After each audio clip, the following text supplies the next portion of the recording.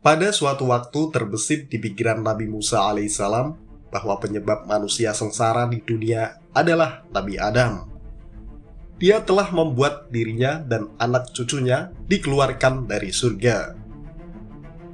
Dalam perjalanan rohaniah yang menginspirasi, kisah-kisah para nabi memberikan pelajaran yang mendalam.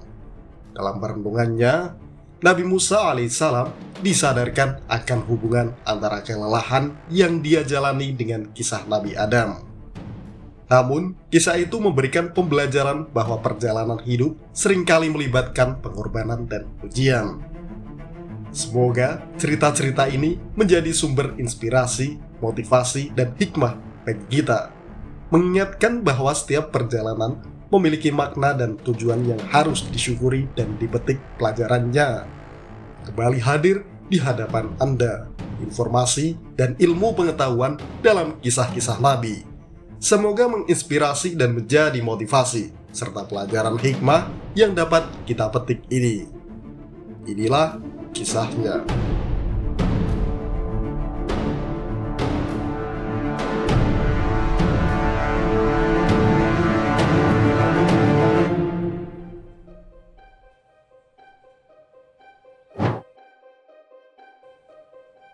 Nabi Muhammad SAW pernah menceritakan kisah perdebatan antara Nabi Adam dan Nabi Musa. Dalam perdebatan itu, Nabi Musa menyalahkan Nabi Adam sebab karena perbuatannya menyebabkan umat manusia keluar dari surga.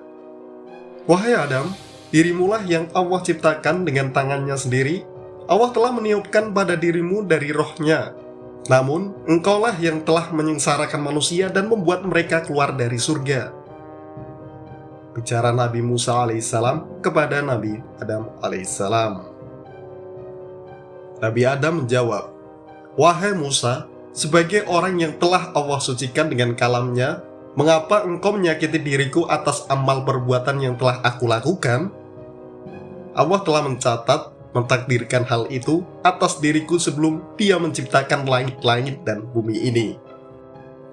Hadis ini dari Abu Hurairah radhiyallahu an.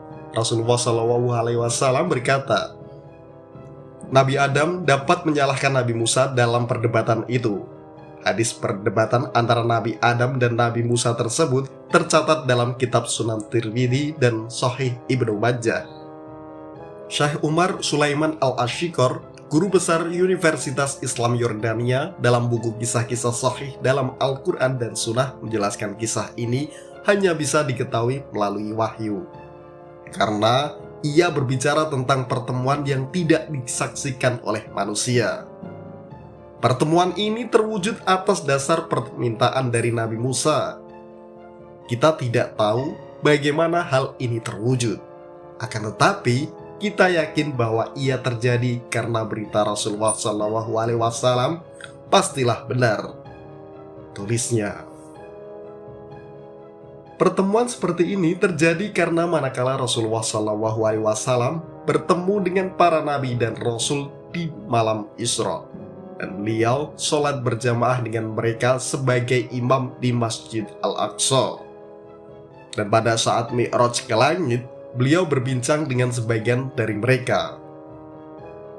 Tujuan Nabi Musa alaihissalam dengan pertemuan itu adalah untuk berbincang-bincang langsung dengan Nabi Adam dan menyalahkannya karena Nabi Adam telah mengeluarkan dirinya dan anak cucunya dari surga lantaran dosa yang dilakukannya.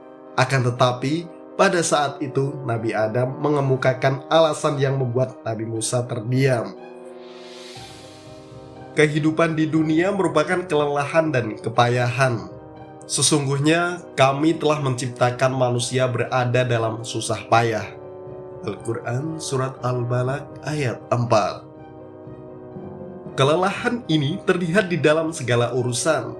Suapan yang dimakan oleh seseorang tidak diperoleh kecuali dengan kelelahan. Seteguk minum juga demikian.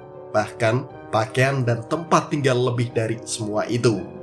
Penyakit-penyakit yang menimpa manusia, musuh-musuh dan kawan-kawannya mendatangkan problem bagi dirinya.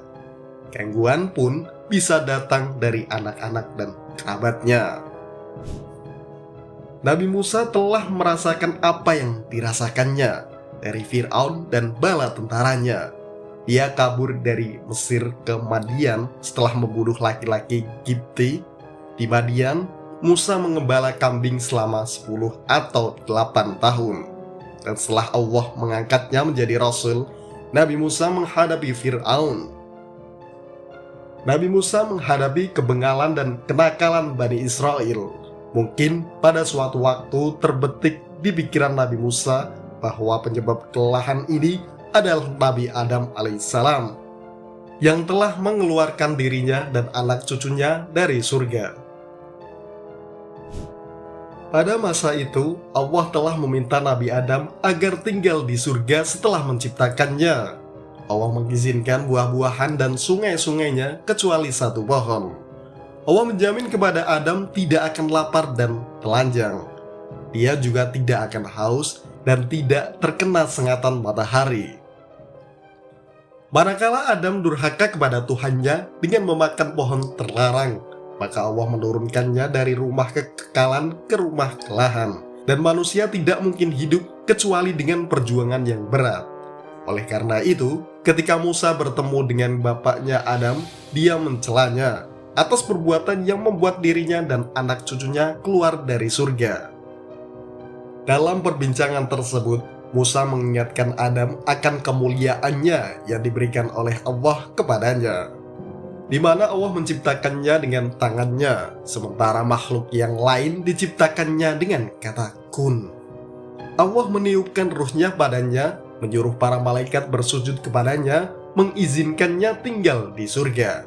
Dan barang siapa diberi kemuliaan itu oleh Allah, maka tidak sepantasnya ia mendurhakainya, sehingga tidak menurunkan dirinya dan anak cucunya dari surga. Adam merespon celaan Musa dengan celaan juga. Adam membantah celaan Musa, dia mengingkari Musa. Bagaimana sikap menyalahkan ini bisa keluar dari orang seperti Musa? Adam menyebutkan keutamaan Musa yang diberikan Allah kepadanya. Adam berkata kepada Musa, "Kamu Musa yang telah diangkat oleh Allah dengan risalah dan kalamnya, Dia memberimu lau yang berisi penjelasan tentang segala sesuatu.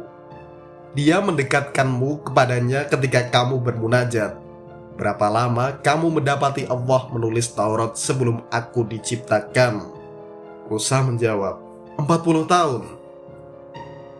Adam bertanya, "Apakah kamu mendapati dan Adam durhaka kepada Tuhannya, maka dia sesat?"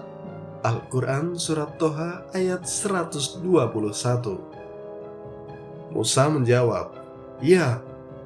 Adam berkata, "Apakah kamu menyalahkanku karena satu perbuatan yang aku lakukan yang telah ditakdirkan oleh Allah atasku 40 tahun sebelum aku diciptakan?" Bagaimanakah kelanjutannya? Tema ini akan berlanjut pada episode selanjutnya.